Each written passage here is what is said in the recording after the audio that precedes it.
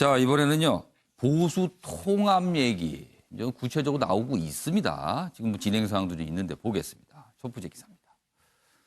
황교안 통합 회견 다음 날 유승민에 전화를 했다.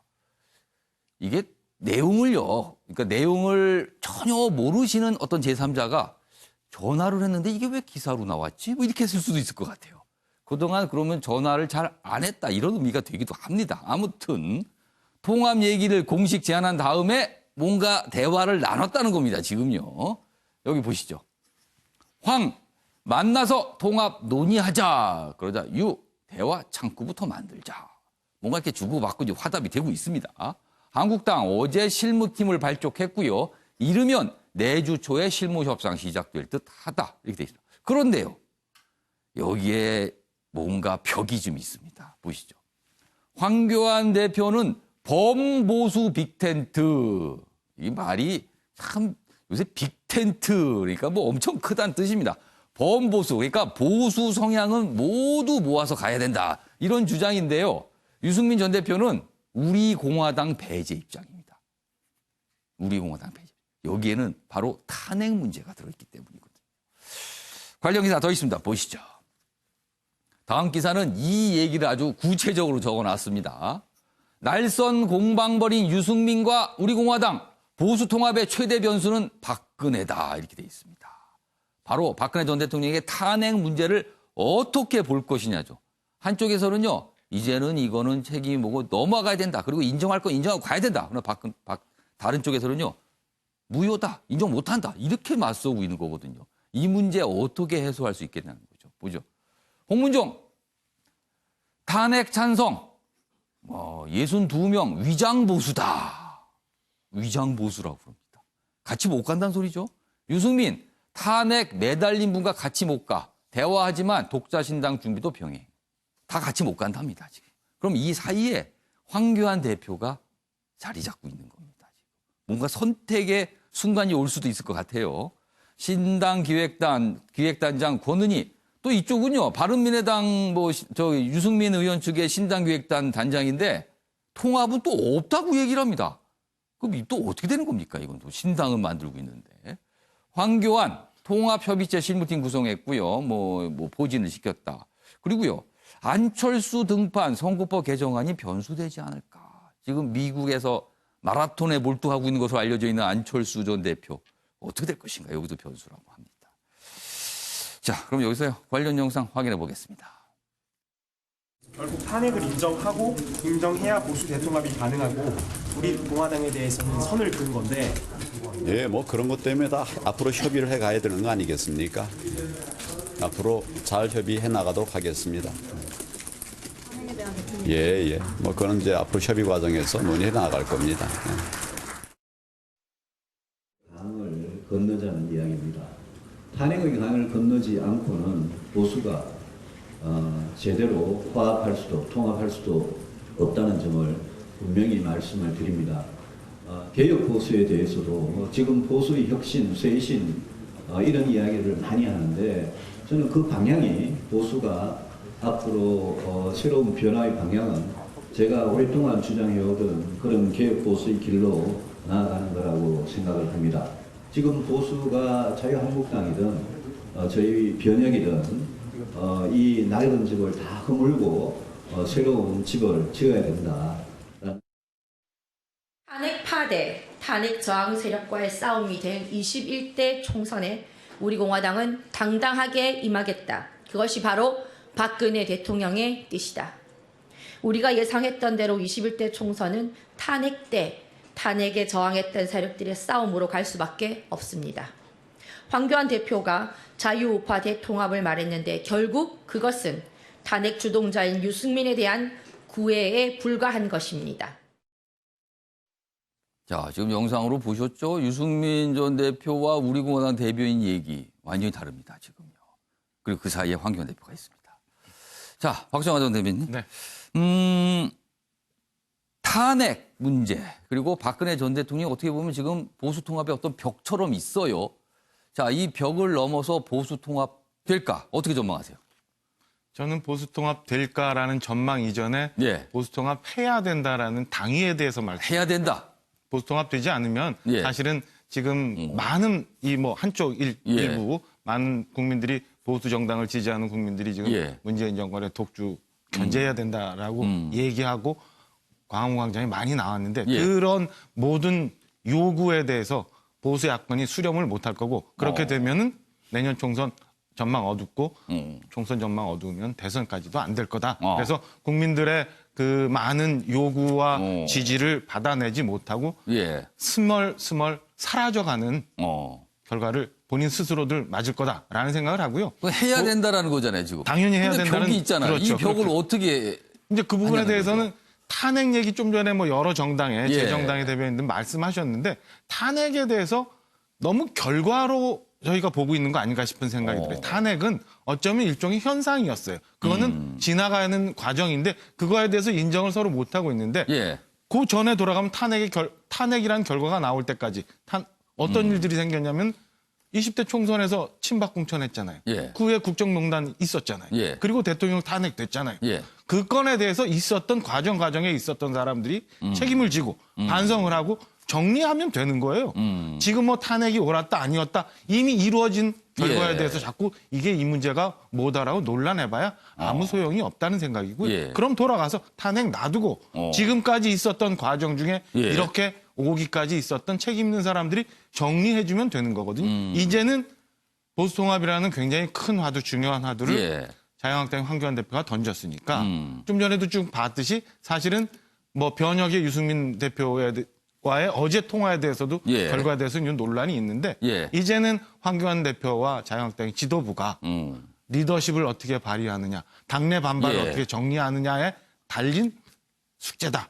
이 숙제를 여하이 해결할 수 있느냐 없느냐가 보수통합의 결과를 결정 지을 거다. 저는 이렇게 전망하고 당연히 국민들의 요구와 그런 바램을 받아들이고 새롭게 예. 나고자 한다면 보수통합 만들어내야 된다. 이렇게 말씀드리고 싶습니다. 자, 박수가 전 대표께서는 만들어내야 된다고 했어요. 근데 지금 엄연히 굉장히 큰 숙제. 어떻게 보면은요, 이 숙제를, 단답형으로 볼 수도 있습니다. 이수희 변호사. 뭔가 하면, 아까 제가 황교안 대표가 지금 가운데 있다 그랬어요. 그러니까 지금 선택지를 갖고 있는 겁니다. 유승민 전 대표와 손을 잡을 것인지, 아니면 우리 공화당과 손을 잡을 것인지, 아니면 묘수를 찾아서 다 같이 갈 수 있는 뭔가를 찾아내든지, 어떻게 보세요? 어떤 선택을 황교안 대표는 할 수 있을까요? 황교안 대표가 그게 뭐 그 갑의 위치에서 지금 선택할 수 있는 거는 아닌 거예요. 그렇죠. 그런 위치는 모두가 아닙니다. 다 같은 예. 위치고 뭐 조금 유불리는 있겠지만 그런데 이제 그 다들 얘기하는 건 중도 외연 확장을 얘기를 한단 말이에요. 예. 그렇다 그러면은 유승민 의원이 있는 바른미래당 쪽이랑 손을 잡을 수밖에 없는 거고요. 예. 수도권 선거를 놓치지 않으려면. 예. 예. 그런데 이제 이렇게 되면은 강경 보수 쪽에 예. 불만이 있을 수밖에 없어요. 그렇죠. 그런데 모두를 만족시킬 수는 없고 그렇다면은 지금 말씀하신 대로 예.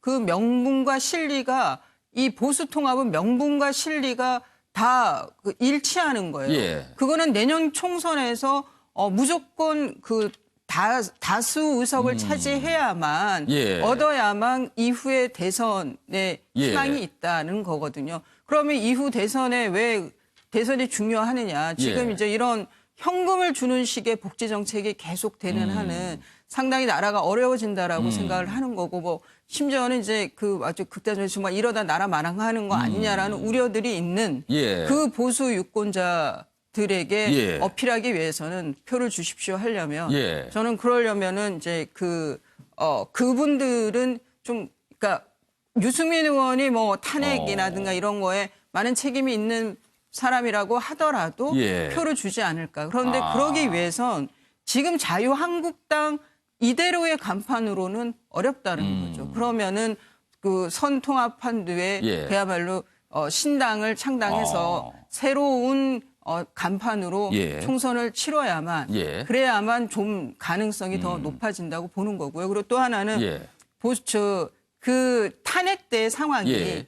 이성적이지 않았던 것은 분명히 그런 면은 있었습니다. 합리적이지 않았었고 예. 그런 면 분명히 있었어요. 그런데 지금 더 중요한 거는 예. 지금 시점에서 선택은 이런 식으로 정책이 이어져 가면 안 된다. 이런 식으로 예. 정권을 계속 내주면 안 된다라는 그거 하나만 가지고 그 목표 예. 하나만 가지고 통합을 본다라고 하면 저는 이 유승민 의원과 손을 잡아야 되고 우리 공화당 쪽은 예. 이제 나중에 뭐 정이 안 될 때는 예. 총선에 가서 이제 선거 연대라든가 이런 거는 가능할 수 있겠죠. 지금 이수희 변호사 말씀 전 유승민 의원 이른바 변혁 그리고 뭐 신당이 만들어지면 그쪽과 연대 아니면 같이 합하거나 이렇게 가야 된다는 거예요. 그렇다면 이제 우리 공화당 쪽은 약간 좀 멀어지게 되는 거잖아요. 자, 현실적인 얘기를 해보겠습니다. 김관옥 교수님. 네. 내년 총선에 그런 모양이 구도가 나타났어요. 지금 한국당과 변혁이 뭔가 손을 잡고 같이 가고 우리 공화당은 떨어져 있습니다. 그러면 이른바 보수색이 짙은 곳에서 우리 공화당이 분명 후보를 낼 겁니다. 그럼 이쪽에 보수 통합 진영에 또 후보를 낼 겁니다. 경쟁이 되잖아요. 그렇죠. 거기서 이제 1대1 구도가 안 만들어지는 거죠. 예. 그러니까 지금 전체적으로 이제 보수를 통합해야 예. 된다. 뭐 그런 당위론이 나오는 이유는 바로 거기에 있는 건데 중요한 거는 지금 예. 변혁이 몇 명입니까? 8명이에요. 예. 권은희 의원은 이미 이제 같이 하고 있지만 예. 신당에 합류를 예. 하지만 또 약간 통합을 안 한다는 다른 얘기를 얘기거든요. 하고 있어요. 그러니까 8명이란 분들도 원래 새누리당 같은 분들이 이게 통합입니까? 원래 있던 자리에 그냥 돌아가는 거예요. 우리가 복귀라고 보시는 그렇죠. 거네요, 만약에 간다면. 음. 아주 큰 보수의 빅텐트 논리를 끄집어내는 것 자체가 저는 굉장히 어떻게 보면 자기의 그 부족한 부분들을 메꾸는 포장하는 그런 논리로밖에 안 보이고요. 예. 지금 여기서 제일 중요한 건 국민들이 예. 이 보수의 어떤 쇄신이랄까 새로운 보수를 원하는 거는 진짜 과거의 어떤 보수로부터 예. 탈피하는 모습을 진정으로 보여준 내용을 보여줘야 되고 또 한 가지는 지금 탄핵 과정을 지나오면서 한 번이라도 진정으로 국민에게 사과를 했나요? 이런 과정도 없었던 거예요. 그리고 나서 이제 뭉치면 모든 것이 해결된다. 일종의 국민들의 보수를 지향하는 국민들의 선택권을 제약하고 있는 거거든요. 거기에서 이제 승리를 가져오려고 한다 그러면 예. 얼마나 많은 국민들이 동의하겠느냐는 거예요. 그러니까 이제 보수 통합 앞서서 뭔가를 해야 되는데 그런 건 안 하고 통합 얘기만 하고 있다는 지적이시네요. 자, 이런 가운데 지금 자유한국당 내부에서 물갈이론 얘기 꽤 진지하게 나오고 있죠. 그와 관련된 기사 있는데요. 먼저 한 가지 기사는 설문조사 결과입니다. 다음 기사 보시죠. 앞서 일명 기사 때 MBN과 매일경제가 문재인 정부 전 반환점 맞아 설문조사, 여론조사를 했다는 내용인데 그 대목 중에 하나입니다. 민생 뒷전 싸움판 국회. 많은 분들이 이렇게 보시고 있죠, 지금 국회를. 그런데 조사를 해보니까요. 국민 10명 가운데 4명은 지금 현역 의원 안 뽑는다고 답을 했습니다. 40% 이상 국민들이 지금 현역 의원에 대한 강한 불만, 안 뽑겠다, 지금 선거하면 이런 얘기를 한 겁니다. 여기 보시면 이렇습니다. 질문 내용이 이렇습니다. 내년 총선에 뭐 각각의 이제 지역구가 있는데 현역 국회의원이 출마한다면 찍으시겠습니까? 이렇게 물어봅니다. 그러자 찍는다 42%, 안 찍는다 44.4%입니다. 자, 뭐 비슷하긴 합니다만 사실은 현역 의원이면 굉장히 유리한 위치에 있거든요. 그리고 많은 유권자들께서 이미 그 활동을 봤기 때문에 높게 나오는 게 보통이 아닐까 이렇게 상식적으로 생각이 드는데 더 높습니다. 40%, 44%나 안 찍겠다고 합니다. 그러면 이런 내용들이 사실은 물갈이론의 근거가 될 수도 있는 거거든요, 지금요. 이런 여론조사 결과가 나왔다는 걸 전해드리고요. 다음 기사입니다. 보시죠. 그러나 나중에 자유한국당 초선 그리고 뭐 초재선 의원들 계속 주장을 내놓고 있죠. 이른바 이제 물갈이론, 쇄신론, 험지 출마론, 뭐 불출마론 뭐 이런 겁니다. 그런데요, 한국당 텃밭 물갈이론의 잠룡과 중진들, 대선 잠룡과 중진들은 희생 강요, 이거 희생 강요다. 왜 우리하고 자꾸 그러냐 이렇게 반발하고 있답니다. 여기 보시면 이런 얘기들이 있어요. 뭐 그동안 내 험지만 출마했는데 무슨 소리를 또 하는 거냐 뭐 이런 얘기도 있고요. 영남권 중진들도 쇄신론의 불만을 나타내고 있다. 그리고 당내에서는 황교안 대표가 뭔가 솔선수범해야 되는 거 아니냐 이렇게 얘기가 나옵니다. 솔선수범. 자, 그럼 여기서요. 자유한국당의 초선 의원들 목소리를 냈는데요. 들어보겠습니다. 또한 우리 초선 의원들은 내년 총선과 관련하여 모든 것을 내려놓고 당의 백지 위임하기로 결의했습니다. 중진 의원들께서 연륜과 경륜을 발휘하셔서 위기에 대처하는 법을 누구보다 잘 알고 계시니까 자기 희생을 통해서 당과 나라를 구한다라고 하는 그런 차원에서 어떠한 방식이 되었던 중진 의원님께서 결단을 내려주신다면 거기에 저희가 또 박수를 보내고 저희도 거기에 동참할 수 있다 하는 그런 말씀을 드린 것 같습니다. 자, 뭐 중진원들 얘기했지만 당 지도부에 대한 요구도 있고요. 그리고 이른바 대선 주자, 자유한국당 내 대선 주자들에 대한 요구도 역시 마찬가지로 지금 겹치고 있는데요. 최찬현 교수님, 아까 마지막 기사 본 거 중에서요. 황교안 대표를 겨냥해 솔선수범 요구가 있다는 거예요. 그렇다면 그 솔선수범 떠오르는 게 이른바 굉장히 자유한국당으로서는 어려운 지역구인 이른바 험지에 나가서 총선을 치러라. 아니면 불출마 선언 등들 하고 진두지휘를 하라. 뭐 이런 거거든요. 황교안 대표의 선택 무엇이라고 보세요? 그거 딱 한마디로 이제 제가 말씀드리긴 좀 어려울 것 같은데. 예. 어려운 질문 제가 좀 드렸습니다. 글쎄요. 근데 일단 지도자는 예. 리더십을 확립하려면 말이죠. 예. 희생을 자기가 보여줘야 돼요. 그게 이른바 솔선수범인 건데. 그렇죠. 솔선수범의 의미는 그겁니다. 말하면 이제 황 대표로서는 예. 비례대표를 차지하면서 또 앞순위 말이죠. 이제 총선을 전체적으로 지휘하겠다. 이것도 명분은 되긴 돼요. 예. 근데 그렇게 되면 지금 한국당에 처해 있는 앞에 세 분이 이제 그런 주제를 말씀드려서 저도 그 부분 할 말이 많은데 지금 딴 예. 질문을 하셨으니까. 예. 적어도 한국당을 통합하고 보수의 리더로서 자리매김하려면요. 예. 지금 어려운 적이 출마하는 게 맞습니다. 비례대표하면 안 되고. 예. 이럴 때는 정말 자기가 그 지역구에 출마하는 게 맞아요. 그러니까 이른바 뭐 강남, 영남 이런 곳 이런 데 말고 출마하는 다른 건 지역을 아무 말하는 의미 거죠. 없어요. 그러면 예. 어떻게 저기 지금 보수통합 얘기도 어떻게 끌어나갈 수가 있을 것이며 동력을 받기도 어렵고 보수라는 게 말이 보수 지금 우리 공화당 같은 경우가 보수입니까? 극우 세력이죠 사실은. 최찬현 교수님께서는 이제 그렇게 평가를 하시는 무슨 지금 거네요. 탄핵을 가지고 이제 탄핵은 국민들의 예. 주권자들에 의해서 헌법 절차에 따라 이루어진 거예요. 이제 와서 보수통합한다고 해서 탄핵이 옳으니 그러니 그 말 자체가 안 돼요. 국민들이 결정한 건데 예. 국회에서 3분의 2 이상의 의결을 받았고 예. 헌재가 파면했는데 이제 와서 보수통합한다고 저는 그래서 그 보수통합 논의 자체에 예. 동력이 현재 거의 없는 상태다라고 보는데 예. 그런 것을 더 이제 뛰어넘고 나가려면 황 대표가 자기가 희생하는 모습 보여줘야죠. 그런 다음에 팔로우미를 해야 되는 것이지 자기가 예. 만약에 본인이 아주 비례대표에 아주 그 안정권에 든다든지 그렇게 되면 저는 보수통합되기 어렵다고 봐요. 좀 그래서 그건 지도자로서의 덕목이 예. 보수가 개혁보수로 태어나고 그러려면 일단 탄핵에 대해서 탄핵 반대한 게 잘못됐다고 사과하고 예. 정식으로 말 돌리서 하지 말고 예. 그다음에 본인이 나 이런 험지에 출마하겠다. 그럼 보수통합 할 수 있어요. 그럼 우리 공화당 안 하면 당신을 빼겠다. 이러면 되는 거예요. 방법은 간단합니다. 근데 너무 복잡하게 무슨 통화를 했느냐 안 했느니 국민들이 볼 때 웃어요 지금. 알겠습니다. 보수가 뭘 통합한다고 그러는 게 도대체. 최찬현 교수님께서 아주 간단한 명확한 시나리오를 지금 제시해 주신 격이 됐습니다. 박재화 전 대표님께 추가로 간단히 질문해요. 똑같은 질문입니다.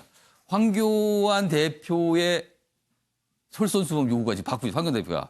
이 솔선수범 요구에 대해서 황교안 대표는 어떤 선택을 할 수 있을까요? 저는 최 교수님 전망보다도 훨씬 앞서서 모든 걸 던져야 된다고 생각합니다. 뭡니까 그게 모든 걸 던진다는 게. 황교안 대표가 지금 스텝이 너무 빠른 것 같아요. 예. 그러니까 우리 얼마 전에 이제 8월 달에 황교안 대표 나 모든 걸 다 내려놓겠다 말씀하셨잖아요. 근데 최근에 논란이 된 건 뭐냐면 예. 갑자기 옳은소리라는 당이 유튜브 나와서 색스폰을 부셔요. 예, 색소폰 연주가 있었습니다. 그거 보면은 이게 과연 황교안 대표 개인 이미지를 위한 정치인가? 아니면 지금 현재 자유한국당 혹은 보수 야권이 처해 있는 현실을 개척하고자 하는 모습인가? 이런 걸 보면은 그런 거마저도 던져버리고 총선에 출마할지 안 할지에도 당원과 국민들한테 모든 걸 맡겨버리고 대선마저도 나 모든 걸 던져버리고 지금 무너져 있는 보수 야권을 재건하는데 내가 미랄이 되겠다라고. 그러니까 내가 출마하고자 하는 이런 건 나의 판단이 아니라 당원 국민들이 판단해 주십시오라고 맡긴다. 다 맡겨놓고 지금부터 거기에만 일로 매진하다 보면 길이 열리지 너무 먼 것까지 계산하면서 지금 가면은 안 될 거다라는 전 전망을 합니다. 오늘 뭐 다양한 시나리오가 지금 나오고 있습니다. 황교안 대표 지금 여러 가지 선택지를 지금 고민하고 있는 시점이 아닐까 합니다. 알겠습니다.